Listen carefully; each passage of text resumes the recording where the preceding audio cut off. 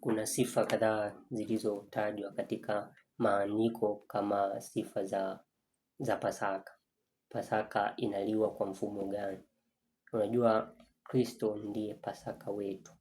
Sasa amekuwaje Pasaka wetu? Kuna vipengele vilivyowekwa kama sifa za kuila. Ndio maana kuna wale wanaokula mkate unaosemekana ni mkate wa Bwana, lakini hivi vipengele havizingatiwi. Kwanza ninaomba tuanze kwanza na kitabu cha Wakorinto wa kwanza, ndio hiki kitabu wameeleza Paulo akielezea kuhusiana na hii Pasaka. Kwanza anasema nini maana yake. Ndio unaona kuna Pasaka inayoliwa katika dunia leo, watu wanakuwa wakila na kunywa na kadhalika ikiitwa Pasaka, lakini hiyo haikuwa na maana ya Pasaka iliyojengwa katika maandiko. Ndio unaona katika Wakorinto wa kwanza 11 tunaanza mstari wa 24 hapo taratibu tunaenda mpaka 26. Anasema naye akiisha kushukuru akaumega akasema, huu ndio mwili wangu kwa ajili yenu, fanyeni hivi kwa ukumbusho wangu.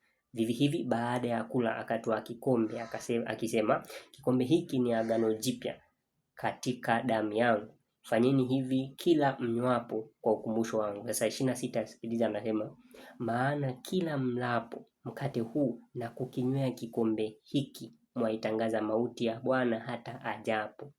Kwa hiyo kumbe kitu kinachofanyika katika Pasaka, katika hiyo kula na kunywa damu ya Kristo, ni kutangaza mauti yake hata atakapokuja. Kwa hiyo ndio kazi kubwa ya hiyo inaitwa Pasaka.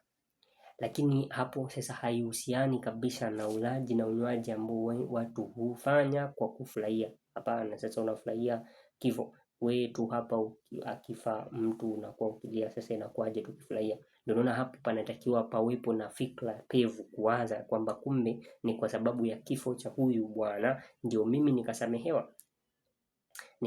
Lakini pamoja na hivyo sasa kuna kitu ambacho kina miss kwa wengi katika ulaji wa huo mkate na unywaji. Kwanza kabisa havitakiwi kuwa vimechachwa, vitakiwi kuwa vimelala, vimechachwa vikawekewa na ngano yenye kuwekewa amila na kadhalika. Mkate ule hautakiwi kuwekewa amila, lakini vile vile unatakiwa utengenezwe siku hiyo na kuliwa siku hiyo hiyo. Lakini vile vile kitu ninachokilenga hasa ni katika kipengele cha kutawadha.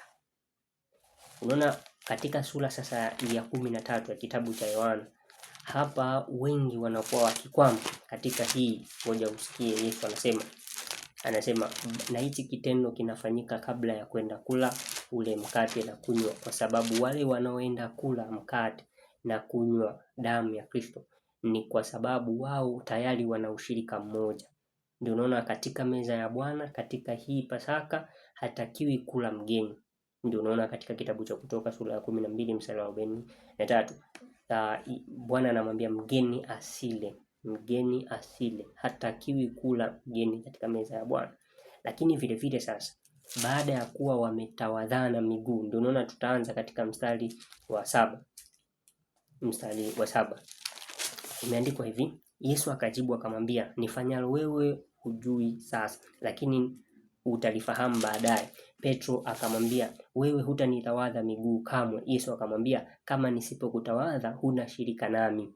Kumbe pasipo kutawadhwa hakuna ushirika. Ndio unaona wale watu ambao wanakula huu mwili wa Kristo na kunywea damu wakisema hii ni mwili wa Kristo na nini, lakini hakuna kutawadha, hapo hakuna ushirika. Sasa Yesu hawezi kuikubali ile Pasaka kwa sababu lazima pawepo na kutawadhana. Anaendelea hapa mstari wa 12 sasa, maana alikataa kutawadhwa Petro, lakini alipoelewa akasema basi niosha hata mwili mzima, lakini akasema hapana, kwa sababu umekusha kubatizwa wewe ni kutawadhwa tu.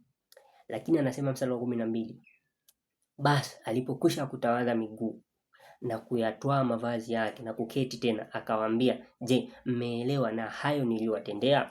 Ninyi mwaniita mwalimu na Bwana, nanyi mwanena vyema, maana ndivyo nilivyo.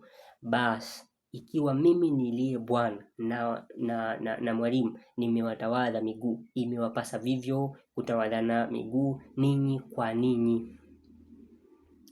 Sasa anasema mstari wa 15, kwa kuwa nimewapa kielelezo ili kama mimi nilivyowatendea ninyi nanyi mtende vivyo. Kwa hiyo kumbe, kabla ya ulaji wa mkate na unywaji wa hii divai, kuna kitendo cha kutawadhana miguu, na hapo wanatawadhana walio washirika peke yao.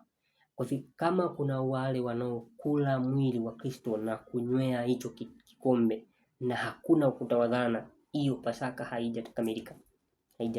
Ndio naona Yesu anasema imewapasa sasa ninyi kuweza kutawadhana, na ndio hapo ambapo kunatakiwa pawepo wale ni washiriki wanatawadhana miguu wao kwa wao, kuonesha ushirika kati yao na ushirika wao na Kristo, na baada ya hapo ndipo tutakapoingia katika unywaji na ulaji wa mkate wa Kristo. Kwa nini? Kwa sababu hapo kutakuwa tayari tumekwisha kukamilisha ushirika, na hiyo inaonesha kujishusha. Ndio unaona hata mzee anaweza kumnawisha kijana na kijana akaonawisha mzee na kadhalika. Hivyo hata hakuna cha umri, hakuna cha sehemu au nyadhifa ambayo mtu anayo katika kanisa. Ndio unaona Yesu alichokifanya ni yeye mwenyewe. Kianzia katika mstari huu wa 3 anasema Yesu hali akijua ya kuwa Baba amemkabidhi vyote mikononi mwake na ya kuwa alitoka kwa Mungu naye anakwenda kwa Mungu, aliondoka chakulani. Aliondoka. Baada ya kuondoka hapo akafanya, akasema akaweka kando mavazi yake, akatoa kitambaa akajifunga kiunoni, kisha akatia maji katika bakuli, akaanza kuwatawadha wanafunzi miguu na kuifuta kwa kitambaa alichojifunga. Kwa hivyo katika kutawadhana miguu ndipo hapo tena kutakuwepo na kufuta. Kisha tawadha kuna baki na nini? Na maji. Yale maji yanafutwa kwa kitambaa. Ndio hicho kinakamilisha Pasaka njema kabla ya ulaji na unywaji. Na kama ukiona hakuna utawadhaji, iwe ni katika kanisa, iwe ni kwa vyovyote, na wanatawadhana hata ambao ni wageni wa imani, ujue hapo tayari inavunjwa sheria ya kutawadha. Sheria ya kutawadha ni kwamba lazima kutawadhana, lakini vile vile lazima pawe wale wanatawadhana hapo ni watu wa imani moja, ni watu ambao wamekwisha kubatizwa. Lakini vile vile ndio hapo hakuna ulaji pasipo kutawadhana, hakuna. Na kama ukiona ni hivyo, basi hiyo imebatilika kabisa. Ni lazima turudi katika misingi ambayo Yesu amefanya. Lakini pia Pasaka kama kuna kunyea, wewe ukiona kabisa kuna ulaji wa kadhalika, ndio unaona wengine wakiita Pasaka na wanakula na kunywa, hapo si Pasaka inayotengenezwa. Sisi tumekwisha kuelekezwa katika maandiko ni kutangaza mauti ya Bwana hata ajapo.